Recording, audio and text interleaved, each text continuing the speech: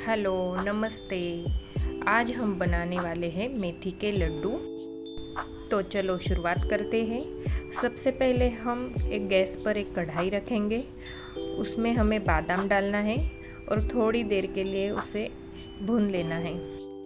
ये लड्डू सर्दियों में बनाए जाते हैं। अब बादाम अच्छे से भून चुके हैं। हम इन्हें एक प्लेट में निकाल लेते हैं। उसके बाद हम कढ़ाई में काजू डालेंगे और उन्हें भी थोड़ी देर के लिए भून लेंगे। मेथी के लड्डुओं का सेवन बहुत ही फायदेमंद माना जाता है। हमारे काजू भी अच्छी तरह से भून चुके हैं। हम इन्हें भी एक प्लेट में निकाल देते हैं। अब हम कढ़ाई में सूखा नारियल डालेंगे। इसे भी अच्छी तरह से भून लेना है। इन लड्डुओं को खाने से सभी तरह के दर्द की समस्या दूर हो जाती है। नारियल अच्छे से भून चुका है। अब हम इसे एक प्लेट में निकाल देते हैं।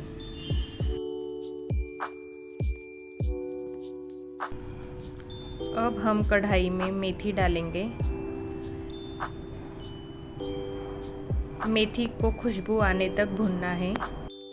मेथी का सेवन पाचन के लिए फायदेमंद माना जाता है, लेकिन इसका ज़्यादा सेवन किया जाए तो पेट खराब हो सकता है। अब हमारी मेथी बहुत अच्छी तरह से भुन चुकी है और खुशबू भी अच्छे से आ रही है। तो अब हम इसे एक प्लेट में निकाल देते हैं। अब हम कढ़ाई में घी डालेंगे। उसके बाद हमें गोंद लेना है। गोंद को हमें अच्छी तरह से भून लेना है। गोंद के भी अलग से लड्डू बनते हैं। गोंद का लड्डू हड्डियों के लिए काफ़ी फायदेमंद माना जाता है, क्योंकि गोंद का लड्डू कैल्शियम से भरपूर होता है। अगर आप गोंद के लड्डू का सेवन करते हैं तो इससे हमारी हड्डियां मजबूत होती है। अब हमारा गोंद अच्छे से फूल रहा है। तब तक हम मेथी को मिक्सी जार से पीस लेते हैं।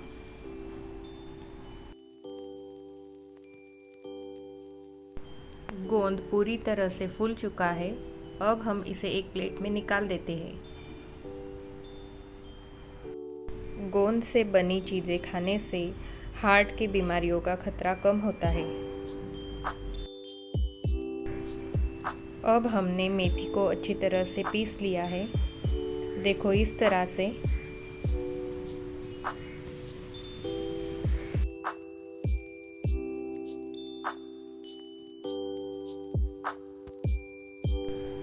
अब हम गोंद को अच्छी तरह से पीस लेते हैं।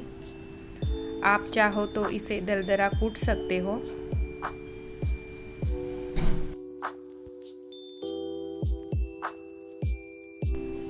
हमने गोंद को इस तरह से पीस लिया है। देखो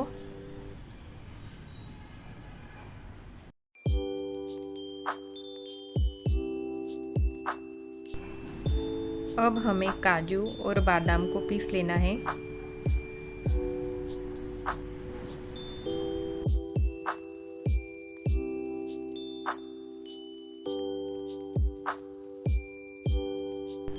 हमने काजू और बादाम को भी अच्छे से पीस लिया है।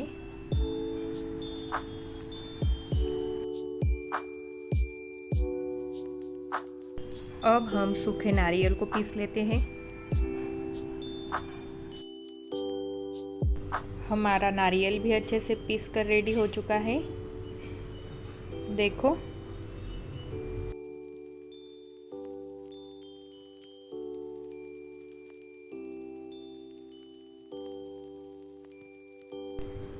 अब हम खजूर को पीस लेते हैं। खजूर खाने के भी बहुत सारे फायदे हैं। आप इसे ऐसे भी खा सकते हैं, जैसे रात भर पानी में भिगोकर सुबह इन्हें खाने से आपको भरपूर फाइबर के साथ ही दिन भर के लिए ऊर्जा मिलती है।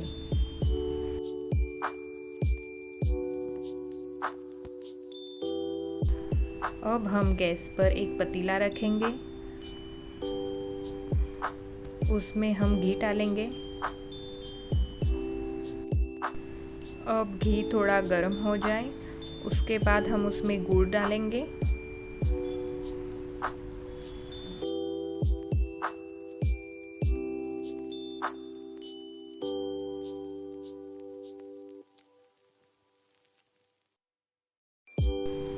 अब हम गोंद के भुने हुए कढ़ाई में ही गेहूं का आटा डालकर इसे भी अच्छी तरह से भून लेंगे।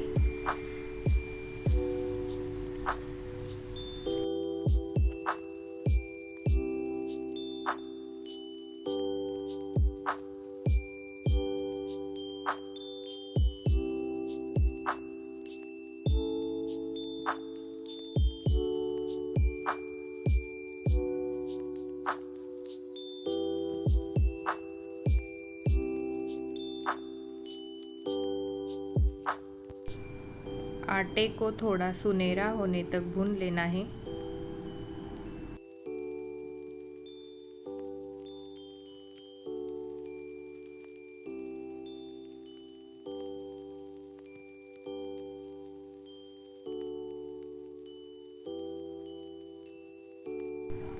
अब उसी कढ़ाई में हम सिंघाड़े का आटा डालकर इसे भी अच्छी तरह से भून लेंगे।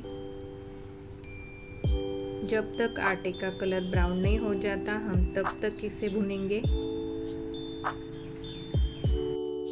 हाई बीपी से परेशान लोगों के लिए सिंघाड़े का आटा फायदेमंद होता है। देखो अब हमारा आटा अच्छी तरह से ब्राउन हो चुका है। हम इसे भी उसी मिश्रण में निकाल देते हैं। अब हम गुड़ को देख लेते हैं। हमारा गुड़ अभी तक पका नहीं है, हम इसे और थोड़ी देर पकने देंगे। इस मिश्रण में हम थोड़ा सा नमक डालेंगे। अब हम इसे अच्छी तरह से मिक्स कर देते हैं।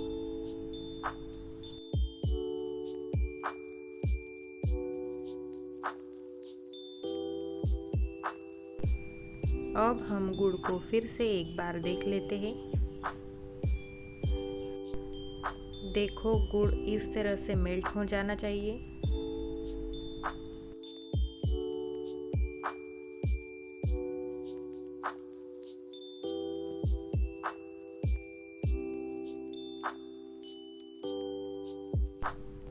ये हमारी चाशनी बनकर अब रेडी हो चुकी है। अब हम इसे ये मिश्रण में डाल देते हैं।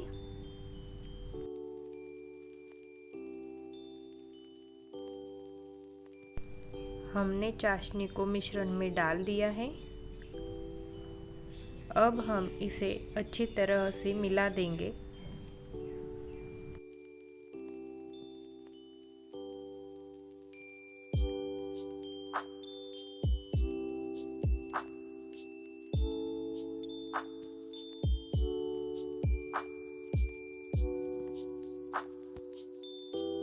अब हमने मिश्रण को अच्छे से मिला दिया है।